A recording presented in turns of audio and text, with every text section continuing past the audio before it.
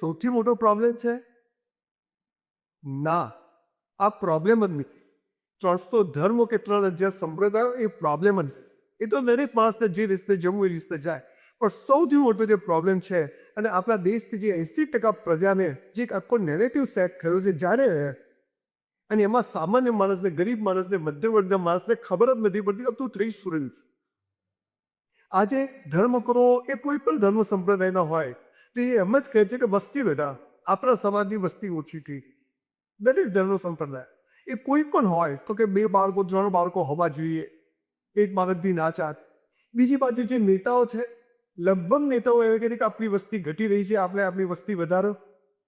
બંને બાજુથી ધર્મગુરુઓ અને નેતાની રાજકારણ અને ધર્મ સંસ્થાઓ એમ કહે છે કે આપણી પ્રજા ઓછી થઈ જશે તો આપણે ખતરામાં આવીશું. અરે ભાઈ, હિન્દુ મુસલમાન ક્રિશ્ચિયન બી ખતરામાં છે જ નહીં, પણ આવું કહેવાવાળા સો કોલ નેતાઓ, સો કોલ ધર્મગુરુઓ, સો કોલ જે કોઈ ધર્મના આગેવાનો છે એ લોકો ખતરામાં છે કે એમને એમના અનુયાયીઓ ઓછા દીધું. એમને કરશે કે આપણી પ્રજા ઓછી થશે તો આપણને વોટ ઓછા બસ. અને આ વોટની રાજનીતિમાં ભક્તોની અને અનુયાયીઓની આ તોળાશાહી એક આખો નેરેટિવ જે સ્ટેપ કર્યો છે, એની અંદર એક સામાન્ય માણસ, ગરીબ માણસ એ રેશન કાર્ડની લાઈનમાંથી ઊંચો નથી આપતો. એને એ વાત ખબર નથી કે મારે 2 ટાઈમ ખાવાની તકલીફ છે. 2 ટાઈમ ખાવાની તકલીફ છે તો હું લગ્ન શું કરવા? હું મારી પત્નીને મારા ઘરે લાવું છું, પણ એને એક સારું મહિનામાં પિક્ચર નથી બનાવી શકતો, 2 ટાઈમ સારું ખાવા નથી, મહિનામાં એકવાર કોઈ હોટલમાં જમવા નથી જઈ શકતો, તો હું લાદીઓ શું કરવા લાવું? બાળક શા માટે પેદા? સમાજની પ્રેશર હોય છે કે નહીં, બાળકો તો જોઈએ, કમાવાના ઠેકાણા નથી, અને હસબન્ડભાઈએ 2 3 4 બાળકો થઈ ગયા. એક બાજુ ધર્મગુરુઓ કહે છે કે ના ના વસ્તુ તો વધારે હોવી જોઈએ, એક બાજુ નેતાઓ કહે છે કે ના આપણે ઓછા થઈ જઈશું તો આપણે ખતરામાં આવી જઈશું. એ પોતાનો ખતરો છુપાવવા માટે સામાન્ય અને મધ્યમ વર્ગના માણસને ટાર્ગેટ કરે છે, અને એ એના ટ્રેપમાં આવી જાય. વસ્તી વધારાથી શું થવાનું? ગીતલ અને મકરાના ટોળા હોય કે ચોમાસામાં પેલા વરસાદમાં પડતા બિલકુલ અવશ્ય હોય એ શું ઉખાડી લેવાનું?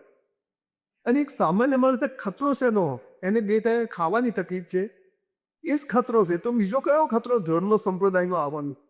પણ એક સ્ટેપ થઈ ગયું છે, અને જે ધર્મ, જે સંપ્રદાય મેં પસંદ નથી કર્યો, મને સમાજે આપ્યો છે, અને એને સાબિત કરવા માટે હું આખી જિંદગી ઝઘડા કરું છું, પથ્થરોમાં લાઠીઓ લઉં છું, કોમ્યુનલ રાઇટ્સ કરું છું. મને સમજ જ નથી કે હું આ કેમ કરું છું. મારી પેઢીઓમાં પતી ગઈ, હું તો ત્યાંનો ક્યાં જ છું. ગરીબ માણસ, પછી નેતાઓ કહે છે ગરીબ માણસ ગરીબ જ થતો જાય છે. અરે પણ એ કેમ ગરીબ થાય છે? બાપાનું 1 રૂમનું ઘર હતું, 4 છોકરા છે, એ રૂમ કોના ભાગે આવશે? એના ઝઘડા ચાલે? 4 ભાઈઓ પોતાનું ઘર ઊભું કરે એવી તાકાતવાળા લોકો પેદા કરવાનું શિક્ષણ, એવા સંસ્કારો, અને એ તાકાતને બદલે આખી ગાડી બીજા પાટે છે. મૂળ ગરીબ અને મધ્યમ વર્ગના માણસને સમજવાની એવું છે કે મારે વસ્તી વધારવાની જરૂર નથી, મારે સંસ્કારોની, મારે પૈસા કમાવાની જરૂર છે, મારે શિક્ષણની જરૂર છે, મારે ટેકનોલોજીનો ઉપયોગ કરવાની જરૂર છે. આજે આખી દુનિયા માની લો કે બધા હિન્દુ થઈ ગયા, બધા મુસલમાન થઈ ગયા, બધા ક્રિશ્ચન થઈ ગયા, ગરીબ માણસને મધ્યમ વર્ગને શું ફરક પડવાનો? કોઈ જ ફરક નથી પડવાનો. પણ આ બધું ચાલે છે, અને બધા ખતરામાં છે એવો ભાવ ભય કરી અને આ દેશની વસ્તી વધે છે. અને આ વસ્તી વધારો એ જ સૌથી મોટો આ દેશ માટે અત્યારે પ્રશ્ન છે. ગંદકી, ટ્રાફિક સેન્સ નહીં, કોઈ પણ જાતની મેનર્સ નહીં, અને આવા લોકોનો એ બહુ મોટો જથ્થો તૈયાર થયો છે. અને જે બાકી બધા લોકોને, જે સારા લોકો છે કે હજુ નથી રહ્યું છે. તમે વિચાર કરો, વર્ષો પહેલા, હજારો વર્ષો પહેલા બ્રાહ્મણો કેટલા હતા? એમણે શાસ્ત્રોની રચના કરી. આજે કોઈ લગભગ કોઈ એક શાસ્ત્ર લખી ન શકે. તમે, અરે બીજી બધી વાતો છો, તમે આપણા વડાપ્રધાન શ્રી નરેન્દ્રભાઈ મોદી, એમના મોદી સમાજના, તો સમાજ કેટલો એ ટોપ પર બેઠા. આપણા શક્તિશાળી ગૃહમંત્રી અમિતભાઈ શાહ, વૈષ્ણવોના દર કેટલા? તો જે આપણે એમ કહીએ કે જેની બહુમતી હશે કે લોકશાહીમાં ઉપર પહોંચશે, એવું તો થતું નથી. મૂળ વાત એ છે કે તાકાતવર બનવું પડે, શક્તિશાળી બનવું પડે, અને તો જ માણસ ઉપર પહોંચી શકે છે, ટોળાથી ઉપર પહોંચી શકતો નથી. આપણને જે પ્રોબ્લેમ આવે, આપણે ધર્મગુરુ પાસે જઈશું, એ આપણને આશીર્વાદ આપશે, આપણે ભગવાનની પ્રાર્થના કરવાનું કહેશે, બીજા બધા રસ્તાઓ બતાવવાનું કહેશે. આપણે નેતાઓ પાસે જઈશું તો એ આપણે ચિઠ્ઠીઓ લખી આપશે, જેના માટે આપણે ફરે જઈશું. તો આપણે આ બધામાં પડવાને બદલે હું એક ભારત પેદા કરવું પડે, સિંહ મચ્છું પેદા કરવું, એવું કેમ ના કરીશું? આપણે કોઈની ફેવર અનફેવરની વાત નથી, પણ તમે ઇઝરાયલ જુઓ, યહૂદી પ્રજા છે. હિટલરે લગભગ શોધી બધું પૂરું કરીને આપી, એ પ્રજા ફરીથી પાછી એ શૂન્યમાંથી સર્જન કર્યું. અને આજે તમે જો આજુબાજુ બહુમતી ધરાવતા કેટલા બધા દેશો છે, પણ કોઈ એની સાથે બાદ ભીડ શકતું નથી, કેમ કે તાકાતો છે, એ શક્તિશાળી, એ માસમાં નથી ક્લાસમાં છે. એટલે આપણે બધાએ ભારતીયોએ એ નક્કી, તમે શું ચાઇના એમને ટેકનોલોજીનો ઉપયોગ કર્યો, આજે ક્યાં પહોંચી ગયું, આપણાથી 50-100 વર્ષ આગળ છે. ભલે આપણે ગમે તેવી વાતો કરી, એક માણસ કામે લાગી ગયો છે, ત્યાં કોઈ નાત જાત ધર્મ સંપ્રદાયની વાતો કરી કરો એટલે સીધા અંદર. આપણે સવાર પડે ને સોશિયલ મીડિયા ન્યૂઝપેપર બધામાં આ જ વાતો હોય છે. અને સામાન્ય માણસ પાનના ગલ્લા ઉપર હોય કે ક્રિકેટ મેચ જોતો હોય ક્યાંયથી હોય કે પોતાના ધંધાની કે આ વાત કરે કે આ સમાજ આવો છે, આ સમાજ આવો છે, આ સંપ્રદાય આવો છે, આમાં તો ઝઘડા છે, આમાં તો આવું છે, આના માઇનસ પોઈન્ટ છે, આના અરે આપણે આપણી લીકી મોટી કરીએ, આપણે કોઈની લીકી ભૂસવાની શું જરૂર છે? 10,000 વર્ષ પહેલા સનાતન સંસ્કૃતિમાં જે કઈ વાતો કહી એ બીજા ધર્મોએ કહી, આજે બીજા જે કઈ ધર્મોમાં સારી વાત છે તે આપણે સ્વીકારીને ચાલીએ. તો પ્રોબ્લેમ ક્યાં છે? પ્રોબ્લેમ ત્યાં છે કે આપણને ખબર જ નથી કે આપણને સતત આ નાત જાત ધર્મ સંપ્રદાયના નામે કેમ વેચવામાં આવે છે કે આપણે બંને લોકો માટે કમાવું દીકરા છીએ. અને જે માણસો આ સમજી ગયા એ લોકો એમાંથી બહાર રહીએ. હું પણ ગરીબ હતો, 2 ટાઈમ ખાવાની તકલીફ હતી, પણ કોઈ દિવસ બીજી કોઈ વાત વિચારી નથી.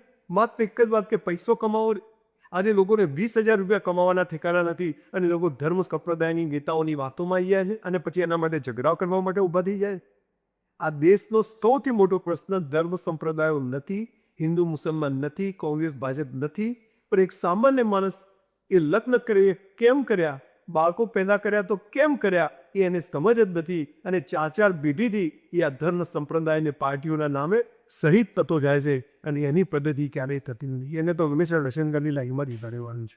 ઘણા બધા દેશોમાં આખા દેશોએ ધર્મ પરિવર્તન કરી નાખ્યા. ત્યાં પણ આજે ભૂખ મરો છે. આપણો પડોશી દેશ છે, બધા એક જ જાતના લોકો રહે છે, દેશ પ્રગતિ જ નથી કરતો. આપણા દેશમાં 1000 વર્ષ પહેલા બધા જ સનાતનીઓ હતા, છતાં પણ બહારથી આવેલા લોકોએ આ દેશ પર શાસન કર્યું, 1000 વર્ષ લગભગ કરી. તો આ શું છે? કૌરવોને 100 છોકરાઓ હતા, શું ફરક પડ્યો? પાંડવો પાછળ જતા જીતી ગયા. એટલે ક્વોલિટી મેચ હોય. સામાન્ય ગરીબ અને મધ્યમ વર્ગના લોકોને કહું છું, ધર્મ સંપ્રદાય કોઈ ખોટો નથી, તમને જેમાં રસ હોય, જે વસ્તુમાં હોય તમે એમાં ભાલો, પણ આપણે જીવીને લોકોને બતાવીએ કે આ માણસ આવો છે તો એ આ જ ધર્મનો હોવો જોઈએ, આ માણસ આવું જીવે છે તો એ આ જ ધર્મનો હોવો જોઈએ. અને હા, જ્યારે આપણે વાત સમજી જઈશું ને ત્યારે આખા પરિણામો જુદા આવશે. દેશની આર્થિક ઇકોનોમીને ઉપર લાવવા માટે, આપણી જાતને ઉપર લાવવા માટે એક જ વાત છે કે હું બાળકો કેમ પેદા કરું છું અને એ બાળકોને હું સારું શિક્ષણ અપાઈ શકું, એ બાળકોને હું સારામાં સારી રીતે રાખી શકીશ, એના માટે મારી પાસે ઘર છે તો હું લગ્ન કરું, એ બાળકો પેદા કરું. આ સમજતાની મધ્યમ વર્ગે ખૂબ તાતી જરૂરિયાત છે. બાકી તો આપણે સુપરા શેના માટે પેદા કરવાના છે? આપણે કંઈ મિલો ચાલે છે, ફેક્ટરીઓ ચાલે છે કે પોણ ચલાવશે? તો રતન ટાટાને ને આદિત્ય બિરલાને ને મુકેશભાઈને ને આ ગૌતમભાઈને એમ તો 50-100 છોકરા છે, આટલું ઊંટું એમ્પાયર ચલાવવા માટે. એમને બબ્બે તંત્ર જ છે, એક બબ્બે છે, તો એમનું તો બધું સરસ ચાલે છે.